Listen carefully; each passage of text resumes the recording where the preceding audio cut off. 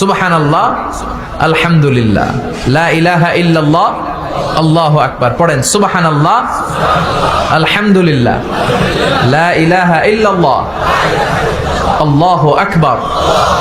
এই চারটা জিকির হচ্ছে শ্রেষ্ঠ জিকির। শ্রেষ্ঠ তো শ্রেষ্ঠই তো পাইছেন, আর এদিক ওদিক তাকান কেন? পড়েন ইচ্ছা মতো। এই চারটা জিকির একসাথে মিলিয়েও পড়া যায়, আলাদা করেও পড়া যায়। আবার বিশ্বনবী বললেন, মিজানের পাল্লা ভারী করতে চাও, ফাআম্মা মান সাকুলাত মাওয়াজিনুহু ফাহুয়া ফি আইশাতির রাদিয়া। মিজানের পাল্লা যারা ভারী করতে চাও তারা দুইটা জিকির করবা, সুবহানাল্লাহি ওয়া বিহামদিহি, সুবহানাল্লাহিল আযীম। এই দুইটা শব্দ কালিমাতান হাবিবাতান ইলার রহমান, আল্লাহর কাছে খুব প্রিয়। সাকিলাতানি ফিল লিসান, এই জিহ্বার মধ্যে এই শব্দ দুইটা উচ্চারণে খুব সহজ, খুব পাতলা।